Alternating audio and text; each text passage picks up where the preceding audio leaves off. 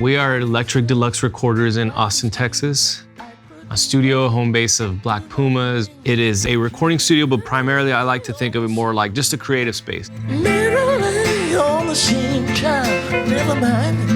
Take me for the mind unto the heart. My favorite thing that inspires me about a studio is where you can just sit down, start making music, and not have to wait for 4 hours for like the microphone, you know, and it's just like everything's plugged in, ready to go, and you've come in and just turned that on and we're like rolling, you know. So that's kind of the impetus behind like a lot of the design and the layout and stuff. Let my soul refine, but never mind. This is fast you go. 60s Martin. If I had to choose one instrument in a house to have, it would be this guy. Just a parlor, simple acoustic guitar. I love the immediacy of its just natural, organic sound, from the steel to the rosewood, and then you have the dreadnought body. I favor a smaller guitar because it gets the job done in a very epic way. And I feel like a lot of the tonality also comes from the player. And so for me individually, you know, me and parlor guitars just go well together. This is a Fender custom shop Telecaster that the good people over at Fender, our friends, made for me based off the first Fender Telecaster I bought when I was in college here at UT. I used to always play guitars with humbucker pickups, and when I started to play Fenders, and particularly, like I said, Telecasters, it provides the best of both worlds. It provides like more warmth and a little bit more grit and beef, but also provides that like percussive thing that also suits kind of the way I play guitar. This was not part of the original guitar that I had. There was a while there, particularly on the first Pumas album, where I was just twanging everything out. Doing that on everything. It's something that I like to have as an option. It's like little sound bombs at the end of songs and whatever.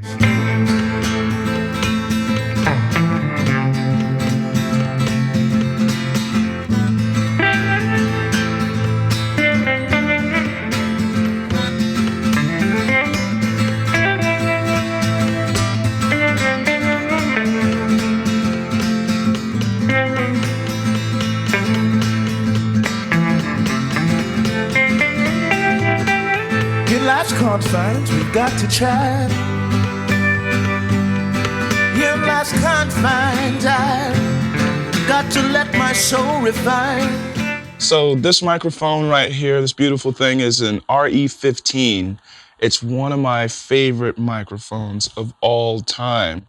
And this microphone is super cool, not just because it's old, but because it's also very, very nimble. It feels very unassuming. I feel like I probably am reflective of like an RE15, like my energy. I might come off as unassuming and, you know, at face value, but then there's big presence, right? So this microphone kind of has a way of rejecting all of the other sound around it. And it really highlights my voice in a way that sometimes allow for distortion depending on what the settings are in the control room.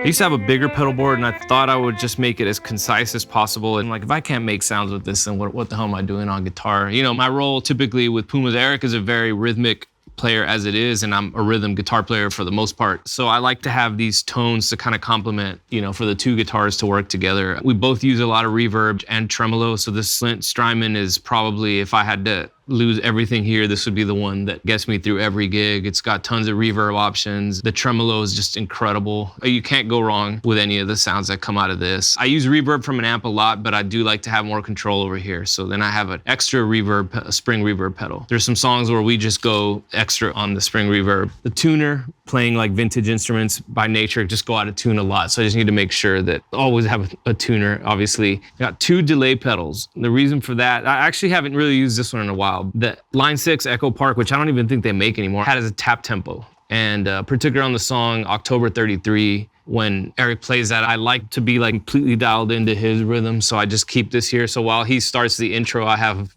30 seconds to be tapping the tempo here and then lock it in. This Catalan Bred Echo Rec is amazing, based on the Benson Echo Rec, I believe, delay. And this one is my like extreme, just more of a soundscape, like effects kind of thing than it is like the practical use. This boost pedal, this Catalan Bred Epoch Boost, also is made by Catalan Bred. is just a preamp like boost pedal for certain songs where I just need like a little bit more bite and a little bit more volume. I used to have a bunch of different fuzz pedals, 2 or 3. I've just gotten down to just this Earthquaker Park fuzz. It's just the jam. It's like, it really responds to how you play. So if I just dig in harder and turn on the volume of my guitar, it just sounds like 60s, just bonkers fuzz. But if you play it just a tiny bit, a little bit less attack, it kind of just is a distortion pedal. The wah pedal, I haven't really been using it a lot lately, but it's just always been habit to have one. And when I do get to play wah, it's super fun.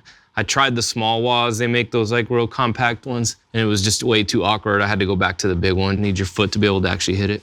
That's everything on the pedal board, yeah. Can't we do what the lovers do? Let your soul refine. What the lovers do, baby? Yeah. Let your soul refine. The name Black Pumas came towards the end of 2017, and it was a long text thread. Just went on this tangent of like jungle cats because of the Jaguar logo in my studio. I think I had a computer open, or maybe it was Googling stuff, and just sending like scientific names of cats to Eric, and it was just this long text thread until we hit Black Pumas. But yeah, it was definitely an extension of the studio because the project originally was a studio project. We didn't have plans to play live as a band at first. So refined. Yeah.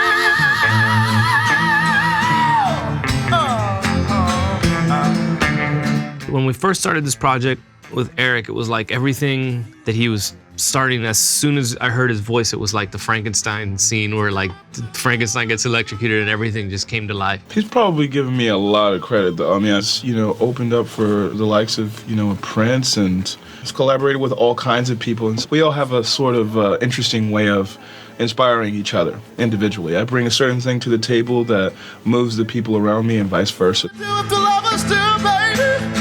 Let your soul refine. Got to do what the lovers do, baby. Let your soul refine. I started to play guitar and honestly, like, always tried to find my own lane with it. When all my friends were like doing the, screaming on the guitar and everything, I was always digging into, well, how do you make it like this like rhythmic instrument and stuff? And, I'm still like on that path to this day. I love coexisting on guitar with Eric. And his style is unique and percussive. It forces me to think like that's just my favorite thing to do as a guitarist is how do I like complement and fit in here without stepping on any toes, Some of the guitar solos on the album, I'm really trying to play like he's singing. And so rather than like showing off how fast I can play or how many scales I know, I was like, the stuff that's just classic to me is when people are singing on the guitar. The guitar was the first instrument that I chose to kind of write songs on because I think that when I take to writing a song, I feel like I know what I want to say. My favorite thing about the guitar is the immediacy of playing it and the sound reciprocation from what I'm feeling inside to what the guitar is doing. What the lovers do. Inspiration comes in everything, day-to-day life, love, and the guitar. Sin life's confines, I got to try. In life's confines, I got to let my soul refine.